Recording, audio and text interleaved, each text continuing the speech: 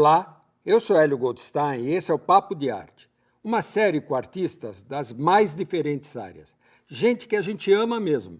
A cada semana, diretamente aqui do Teatro Sérgio Cardoso, aqui em São Paulo, um novo episódio, um novo perfil, com artistas de primeira que a Associação Amigos da Arte traz para você. O convidado de hoje é o artista visual Alexandre Oriol. O paulistano Alexandre Oriol já desenhava e pintava desde pequeno. Morando na periferia da cidade, ainda na adolescência, teve contato com o mundo do skate e o hip hop, o que resultou numa marca forte de seu trabalho com arte nas ruas. Autodidata em fotografia e graduado em artes plásticas, já expôs em importantes museus do país e no exterior. Multiartista, inquieto, trabalha com as mais variadas técnicas e tem como resultado uma arte que cumpre seu papel, questionar. Olá, Oriol, bem-vindo, viu? Obrigado, meu irmão, agradeço o convite. Bom, para começar, eu gostaria que você me contasse como você imaginou esse cenário. E antes de você falar isso, eu gostaria que você explicasse como esse cenário veio parar aqui.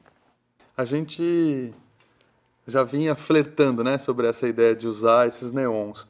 Essa é uma série que eu chamei de Lamponist, né? Esses neons compunham pichações luminosas que foram criadas por uma série chamada Lamponist, que são uma homenagem à pichação, né? A pichação é muitas vezes reconhecida como vandalismo, né? E como algo que depreda a cidade, né? Degrada a cidade. Ela é realmente, na maior parte das vezes, feita em preto, né? E o que eu fiz foi converter essa estética, sem fazer nenhum tipo de concessão na caligrafia, mas eu converti ela para a técnica dos luminosos. O que a gente vê no cenário aqui é um desmembramento dessas letras, né? Então, aqui está a palavra observador, no contexto original dela, ela era a palavra observador, que aqui está completamente desfeita, desmembrada. Agora, como você vê o fato de uma obra que tinha uma função original que passa a ter uma outra função completamente diferente, como, por exemplo, agora aqui nesse cenário? Eu acho importante, né? Acho interessante essa capacidade de você reorganizar materiais também, né? Houve a invasão dos pichadores, né? Os pichadores fizeram a invasão da Bienal do Vazio e na mostra SP Arte seguinte a essa invasão, eu, com o apoio da Galeria Inox, fiz o fechamento de um stand, né? Então, ao invés de fazer o aproveitamento das paredes do stand, a gente fez o fechamento e na parte externa escreveu violento fora, dentro decora, né? Usando essa caligrafia. O que a gente traz para cá, de fato, é isso, é um reaproveitamento desse material que foi desenvolvido para uma ação específica, para uma provocação específica e que contém mercúrio, né? O neon não é um material tão tranquilo de você descartar, então a gente poder dar um ressignificado para ele aqui é maravilhoso. Eu, de fato, gosto muito de ver o que vocês fizeram, né? Um trabalho coletivo também aqui, né? Agora, e como começou a tua relação com a arte? Pois é, eu uma vez através num documentário da revista Continuum, do Itaú Cultural, eles entrevistaram vários artistas, e o tema era esse, né? Quando você decidiu ser artista? E de vários artistas muito consagrados ali, foi uma honra estar ali entre aqueles nomes, mas eu fui um dos únicos, ou o único, a dizer que eu não escolhi ser artista, né? Parece uma coisa um pouco polêmica, mas de fato não foi algo que eu escolhi, né? Na escola me diziam que eu era artista porque eu desenhava, porque, sabe, o meu desempenho nas tarefas da matéria de artes era talvez superior, enfim. Eu sempre fui classificado pelos outros como artista. Então, mas você não se sentia artista? Quando você percebeu, eu sou um artista, esse é meu caminho? Eu acho que eu fui percebendo isso gradualmente, com toda sinceridade, Hélio. Eu fiz 2 anos de eletrônica. Eu fiz colegial técnico, eu fiz GV, cara. Sabe? Eu fiz Getúlio Vargas. Então, tinha uma certa pressão da família, que não que tenha sido uma pressão ferrenha ou terrível, mas eu venho de uma família simples, né? Uma família educada, bem estruturada, vamos dizer assim, mas uma família sem muitas condições. Então, ser artista era algo realmente muito distante. Era uma possibilidade que parecia distante. Eu acredito que eu, aos poucos, fui sendo levado para isso. Eu quase dizer que eu fui descobrindo o que eu não poderia ou não queria fazer e fui indo para as artes cada vez mais, né? Mas quando você fez o primeiro trabalho que você falou, esse é o meu caminho. Repito a pergunta porque acho que tem um momento em que você decidiu ali seguir esse caminho, essa estrada. Talvez nas negações da pressão na direção contrária. Eu acho que, queira ou não queira, eu sofria muita pressão para ir na direção oposta das artes. Sabe? Para ter um trabalho regular, técnico, né? Algo mais convencional ou que tivesse mais garantia, vamos dizer assim, né? De futuro, de trabalho. E eu acho que em todas as negações dessa pressão, eu ia cada vez mais me especializando nas artes, vamos dizer assim. E você, né, se especializou em quê? Porque você é um artista visual, designer, fotógrafo, muralista. Se você tivesse que escolher apenas uma dessas atividades, qual seria? Acho que aí é bom ser artista. Mas eu acho que você tem alguma coisa que é característica obrigatória do artista, é a busca por liberdade. Eu não acredito que a liberdade seja algo que exista. Eu acho que a liberdade é, de fato, uma utopia e a gente persegue a liberdade, a gente busca a liberdade. E eu acho que é isso. Quando eu disse me especializar, foi realmente uma ironia, porque eu realmente não sou especialista em nada, sinceramente, não tenho profundo conhecimento em nada. Tudo que eu faço é um grande experimento, né? Que às vezes dá certo e às vezes não dá. Você teve muito contato com a cena hip-hop, com skate, com grafite, isso ao longo da tua formação, né? De que forma isso resultou no artista que você é hoje? Eu tive, de fato, muita proximidade com os movimentos negros, né, com a cultura hip-hop, com o skate, né, com as culturas urbanas e com a própria rua. Eu acho interessante entender que hoje a gente tem lutas que estão muito evidenciadas, né, muito escancaradas, mas o hip-hop ele já traz tantas questões importantes, sabe? E a própria rua, né, então, os movimentos organizados eles já tinham buscas, lutas muito verdadeiras e muito importantes, né? Que não estavam tão presentes quanto elas estão, né, evidenciadas como estão hoje. E a própria rua trazia tudo à tona. Então, na rua você encontra a problemática social, a problemática política, ela está escancarada na rua, sabe? Então, essa vivência da rua e a vivência dentro desses movimentos que buscavam emancipação e tudo, ela de certa maneira, colocou conceito naquilo que eu produzia e, digo mais, a obrigação de compromisso com certas questões sociais, políticas, né? Então, eu diria que se a arte ela tem um engajamento, se a minha arte tem uma espécie de engajamento, né, ou várias camadas de engajamento, esse engajamento vem daí, de uma cobrança que a própria rua coloca. Mas você, quando está criando você está em algum trabalho, mergulhado nesse trabalho, você tem a consciência dessa missão social ou isso vem naturalmente? Então, quando eu digo que eu não escolhi ser artista, é porque eu acredito que eu tinha menos necessidade de produzir um produto artístico, ou um produto, quaisquer que fosse, e muito mais a necessidade de me comunicar, sabe? Então, as minhas angústias, a minha maneira de refletir sobre o mundo, as questões todas que eu vejo na rua, é através do meu trabalho que eu materializo essa reflexão, essa crítica. Transformo isso numa provocação, expando isso para que as pessoas possam, né, de alguma maneira, participar desse pensamento. Então, sim, é claro durante o processo do trabalho esse compromisso, mas nem sempre é muito claro aonde eu vou chegar, porque tudo é muito experimental, tudo é bastante errático, né? Tuas intervenções urbanas são provocativas, independente da fase que você viva, né? E você tem várias, né? Que tipo de reflexão você acredita que pode ter, que você pode criar no público que olha os teus trabalhos, nas ruas ou fora deles, ou indoor, ou seja, nas galerias? Para as galerias eu sempre procuro levar o que eu entendo como uma janela da rua, sabe, Hélio? O que eu levo para a galeria pode até ser a obra final, pode até ser o produto final do processo artístico. mas ela, de todas as maneiras, ela é um registro, sabe? Ela é uma janela para que você olhe para a rua. Então, eu nunca tive a intenção de desenvolver um trabalho que seria especificamente indoor, e tampouco na rua tentei fazer um produto de arte, entende? É sempre um hibridismo, é sempre algo que passa pela documentação, que passa pelo registro. Ainda que seja discutível a ideia de registro, né? Mas é um registro artístico. Tudo está na rua, né? Tudo que você quiser entender sobre o mundo, a rua te diz, né? Eu sempre digo isso, muitas vezes eu fico sem noticiário, fico sem ver informações, eu passo alguns dias distante da informação, da mídia. E tudo aquilo que eu não vejo na notícia, eu vou saber na rua. Eu vou saber na hora do almoço, se eu estiver num bar, eu vou saber conversando com alguém, né? Também nas redes sociais? Evito também as redes sociais, viu? Evito.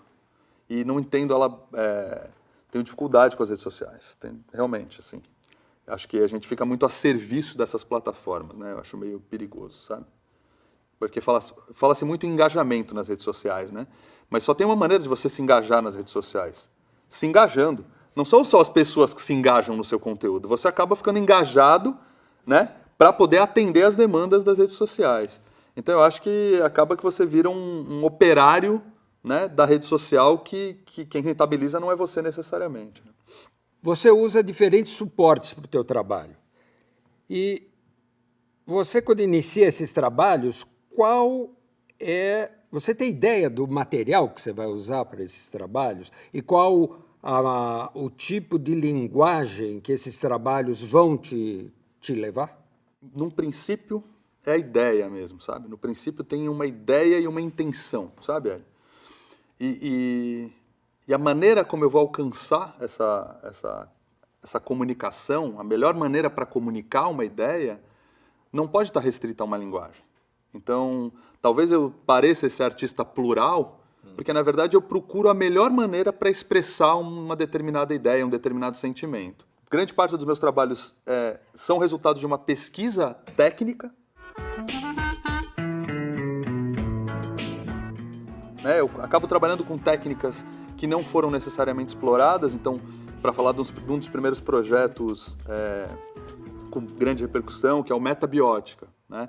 No Metabiótica, eu fazia o grafite, que era uma coisa com a qual eu já estava totalmente familiarizado, porém, eu esperava com a câmera por um registro espontâneo da passagem das pessoas interagindo com essa pintura, ou criando a ilusão de interação. Muitas vezes essa interação na vida real nem acontecia, mas dentro do quadro fotográfico, a sensação que se tem é de que a realidade está interagindo com a ficção, que no caso era o grafite pintado por mim. Agora, você esperava uma determinada situação planejada ou você ia tirando suas fotos ou acompanhando isso e depois você avaliava a utilidade ou não desse público passando por tua obra? Tinha sempre um estudo, né? No caso da Metabiótica, ou eu passava por um lugar da cidade e via uma determinada situação, e essa situação me conduzia para uma ideia, por exemplo, um ponto de ônibus. Poxa, se aqui eu fizer um par de asas, eu vou ter uma combinação perfeita, né? Então, muitas vezes era o lugar que me sugeria uma ideia, em outras vezes eu tinha a ideia e ia procurar um local onde ela pudesse se materializar. Eu escolhia cada clique, mas ao certo eram 72 fotos no mínimo, porque eu sempre fotografava 2 negativos de 36 poses cada, e apenas ao final dessas 72 fotos tiradas, eu revelava para ver qual era o resultado. Em grande parte dos casos, as 72 fotos resultavam num registro interessante. O trabalho com a fuligem é uma espécie de grafite reverso? E o que é um grafite reverso? Sim, essa foi uma nomenclatura que surgiu a partir desse trabalho, né? Não é uma nomenclatura que existia antes, mas aí considera-se grafite reverso um grafite que é feito através da remoção, né, de matéria, não da adição de matéria. No caso do grafite reverso, é limpeza, né? É basicamente limpar o que está naquela superfície e, através da limpeza, produzir imagem. O ossário foi feito dessa maneira. A gente tem alguns túneis na cidade de São Paulo que na inauguração eram totalmente amarelos. Passados 3, 4 meses da inauguração, eles ganharam um tom, né, enegrecido, um tom amarronzado, escuro. Eu fiquei curioso, de fato, para entender porque que o túnel, em tão pouco tempo, tinha mudado de cor. Eu juro para você, que na época eu achei que fosse uma variação na iluminação, alguma variação técnica. Ao entrar no túnel, a pé, né, e não de carro, o túnel é um espaço exclusivo para o automóvel, que na minha opinião já é uma aberração do ambiente urbano, né, do pensamento de cidade, Mas ao entrar um dia a pé no túnel, eu nem precisei de muito, porque a qualidade do ar, você tinha acúmulos, num corrimão cilíndrico, você tinha acúmulos de 2 dedos de fuligem. Mesmo com todo o vácuo que o movimento dos carros criava, você tinha aquela poluição impregnada. Então a mudança de cor era a poluição. Eu passando o dedo na parede vi que aquela poluição saía e revelava a cor original da parede, que era o amarelo. Então eu tive certeza que ali algo precisava ser feito, né? A gente tinha aquele espaço que não tinha nada de diferente das calçadas da cidade, senão o fato de que não sofria o efeito da chuva. Portanto, ele preservava toda a poluição que era expelida ali dentro. Aquilo precisava ser de alguma maneira denunciado, vamos dizer assim. E qual foi a tua ideia? Eu, ao longo de 17 madrugadas, na primeira intervenção, desenhei mais de 3.000 crânios, né? Então eu entrei por esse túnel do começo, o túnel tinha 600 metros de extensão, eu fui ao longo dos 300 metros, ou seja, até a metade do túnel, desenhando milhares de crânios, apenas removendo a fuligem que estava ali depositada. Esse projeto foi chamado Ossário, e ele termina com a lavagem da prefeitura. Mas entre a realização e a lavagem da prefeitura, muita coisa aconteceu. Eram pelo menos 7 abordagens da polícia por madrugada, né, entre Polícia Civil, Polícia Metropolitana, a própria PM. Né, você tinha abordagens que o cara implorava, falava, não, mas eu estou limpando. Né? O cara dizia, poxa, vinha com armas muitas vezes, paravam 4, 5 carros, sabe, interditavam o túnel, desciam com armas. Você acha que os policiais eram contrários ao teu trabalho? Não, eu acho que eles eram surpreendidos, porque eu estava de touca preta, roupa preta, a poluição era terrível. Máscara, já na época, não por motivo de pandemia, mas porque realmente se manter dentro do túnel com a poluição que estava presente, mas com a poluição que circulava a cada carro que passa, para os policiais, aquilo era a imagem do crime, né? Então você tinha alguém desenhando um monte de crânio, todo coberto, todo vestido de preto, sabe? Escondido dentro de uma superfície subterrânea da cidade. O que eu quis fazer ali foi como uma escavação do futuro. Né? Ou seja, se a gente seguir nesse modelo de sociedade que a gente tem, que privilegia o automóvel individual, né? Porque a questão não é o transporte das pessoas.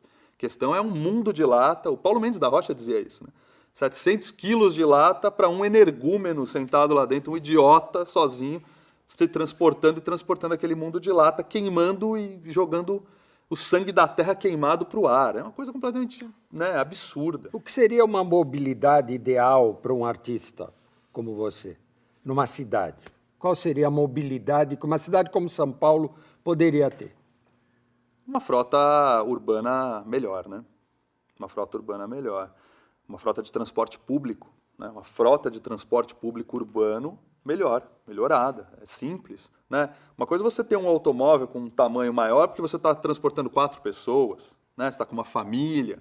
Uma lógica é você ter um automóvel que você vai transportar as suas cadeiras, está levando para concerto, né? Ou está transportando um móvel, ou qualquer coisa. Outra lógica é como a cidade foi posta agora, de maneira egoísta, né? Vendendo um sonho do carro. Você vê as propagandas de automóvel? Nunca tem trânsito em propaganda de automóvel. Eles estão sempre circulando sozinhos. A ponte, o túnel, a passarela é exclusiva para aquele carro. Quando que você vai comprar um carro e vai circular sozinho? Jamais, é uma fantasia. Você vai comprar um carro para ficar parado no trânsito. Isso está provado que não tem lógica nenhuma. Mas acho que as pessoas precisam mudar uma certa lógica de conforto e de egoísmo. Né? Acho que está na matriz do consumo esse ego e essa ideia de conforto que o carro, por exemplo, e você acha que a arte tem esse papel? Eu não vejo outra função para a arte, Hélio. Na minha arte eu busco trazer temas ou tratar de temas que eu entendo que sejam de importância para a sociedade como um todo. E foi assim que surgiu a ideia da polografia? A polografia é uma continuação, né? O Ossário, que é esse trabalho nos túneis, com grafite reverso, ele é parte do projeto Espólio. E a polografia é mais uma das obras. Eu criei uma matriz metálica, né, uma molde vazado de matriz metálica, colocava o que eu ironicamente chamei de algodão orgânico atrás, então eu comprava algodão coletado na época certa e tal, e eu chamei de poluição sobre algodão orgânico a técnica, porque eu encaixava essa estrutura no escapamento dos caminhões, então você tinha uma matriz aqui, encaixada no escapamento dos caminhões, e esses caminhões circulavam por 7 dias, fazendo o tráfego normal deles. Caminhões de feira na maioria das vezes, né? E aí a fuligem saía diretamente e imprimia os crânios através dessa matriz metálica que eu criei. Então eu chamei isso de polografia. Era uma gravura da poluição. coleta direta dos escapamentos. E qual foi a reação das pessoas a esses trabalhos? Procuro, na maioria das vezes, fazer com que o trabalho seja um gatilho para a interação, né? Então, tem obras que elas só acontecem na presença do passante. Por exemplo, a metabiótica, ela é esse exato momento de interação com o pedestre, né, com o passante. No caso do ossário, que acontecia, por exemplo, dentro de um túnel em que não passavam pedestres, apenas automóveis, né, motoristas, no caso, a interação era com o poder público. Então, primeiro nas abordagens policiais, que acreditavam que eu estava cometendo um crime, e eu dizia, eu estou limpando, né? Não tem como me prender, eu estou limpando. Se alguém resolvesse realmente me prender, eu ia limpar um armário, em casa desenhar crânio no armário, e falar, eu só sei limpar assim, entendeu? É só esse jeito que eu sei limpar, não pode haver crime nisso. Ou seja, seus trabalhos continuam sendo provocativos. Tem que ser, eles têm que ser. Com respeito, né? Eu digo que é isso, acho que a crítica, a provocação, ela tem que ser feita com respeito. Não é o que tem acontecido no momento, né? No momento eu percebo que tudo é crítica e tudo é uma guerra de narrativas, que para mim tem sido mais delicado criticar, sabia? Assim, eu ainda faço trabalhos provocativos, mas eu tenho tido mais interesse, mais intenção de apontar o que está bom do que criticar o que está ruim, sabe? Então eu prefiro, como aconteceu no começo da pandemia, o mural feito no INCOR de 440 metros quadrados. Fala um pouquinho mais sobre esse trabalho. No comecinho da pandemia, como eu fiz agora no comecinho da pandemia, um reconhecimento, eu prefiro chamar de reconhecimento do que de homenagem, né? Homenagem me parece uma coisa póstuma, me parece uma lápide, algo que encerra. Eu gosto de falar de reconhecimento, porque o reconhecimento ele tem duas vias, né? Eu reconheço o trabalho dos profissionais de saúde, mas eu também me reconheço no trabalho deles. De verdade, como artista, eu quero que eles sejam um espelho para a sociedade. Os profissionais de saúde são um grande espelho de honra, sabe? De honra profissional, de dedicação, de voto, de honestidade e de compromisso com a sua escolha profissional. Então, no comecinho da pandemia, eu fiz um mural chamado Saudação. O documentário vai sair esse ano ainda. Mas fiz esse mural chamado Saudação, de 440 metros, na lateral do INCOR, que é uma mescla da máscara, né, que a máscara é o respeito, é a proteção, é o cuidado, com o sorriso. Então eu fiz uma máscara como se fosse transparente, e por trás da máscara você vê o sorriso de 3 profissionais da saúde que estão ali. Na verdade, esses profissionais, o rosto deles é um mosaico de fisionomias. Eu peguei o olhar de um enfermeiro, misturei com o nariz de um recepcionista, sabe? Fiz misturas faciais e compus 3 rostos de profissionais da saúde lá no INCOR. E usou a empena como sua tela. Usei a empena como uma tela. Eu perguntei sobre telas porque o que na cidade ainda não foi sua tela, né? E que você gostaria que fosse? Eu quero fazer chão. Eu quero fazer algo grande no chão. Não é totalmente inovador, já foi feito, né? Mas quero fazer com uma técnica diferente. Eu tenho algumas ideias nesse sentido, assim, e gostaria de fazer. Agora, se você vivesse numa cidade pequena, não a cidade de São Paulo, né? Uma cidade de 20 a 40 mil habitantes, como seria o seu trabalho?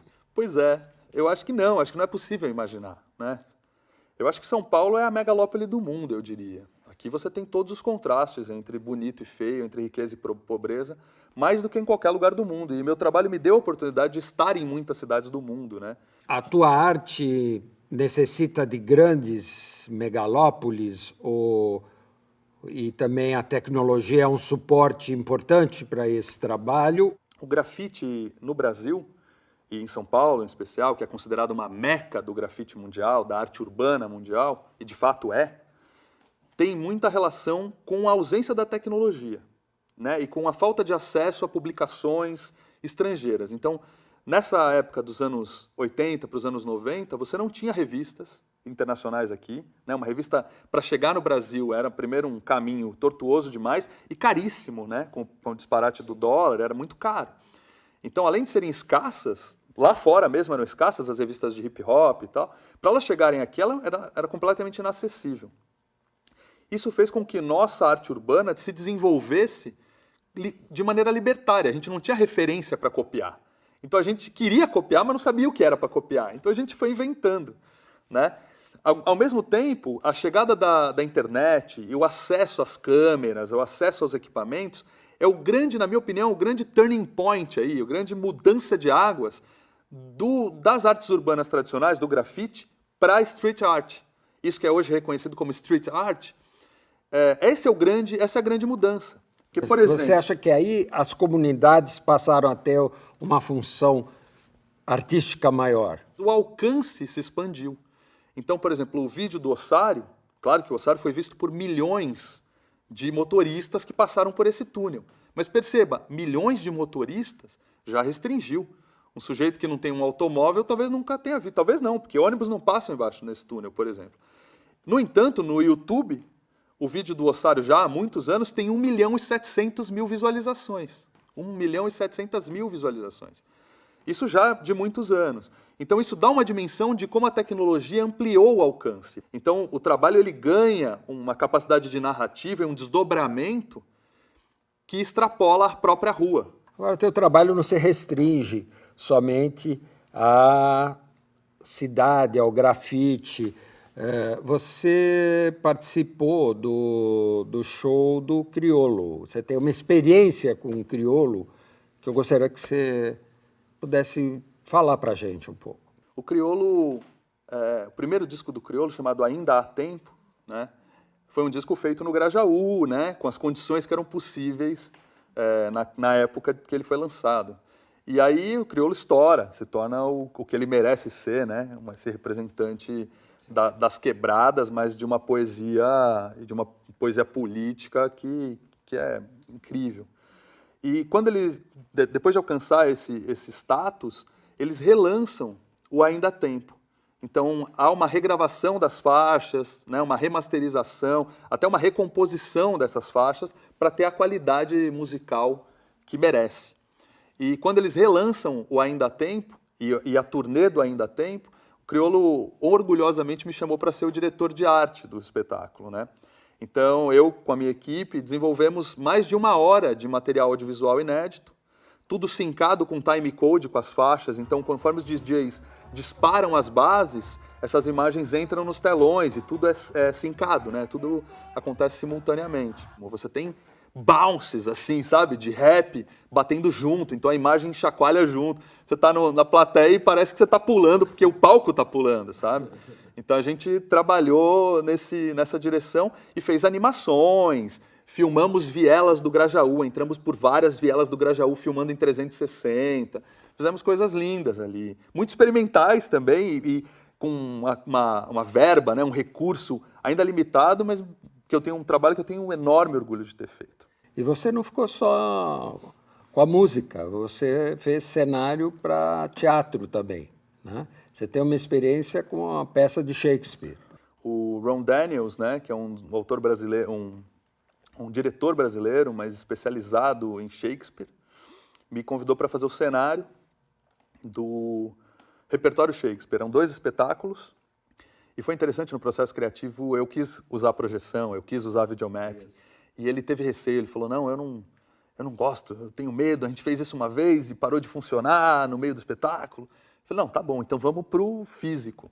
E o que a gente desenvolveu foram cortinas, Hélio, cortinas, camadas de cortinas, que conforme a luz atravessava essas cortinas, você tinha um efeito como de mapping.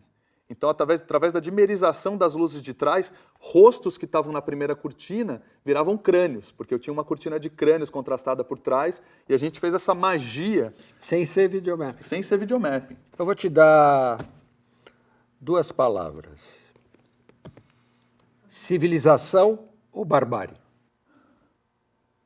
Eu gostaria de civilização. Ailton Krenak fala disso, né? Que humanidade é essa? Que humanidade é essa que vocês defendem, né? Que humano é esse? Eu gosto de pensar em humanismo, eu gosto de pensar em civilização, no ser civilizado, mas não me parece que o ser civilizado não é o indígena, não é o nativo, né?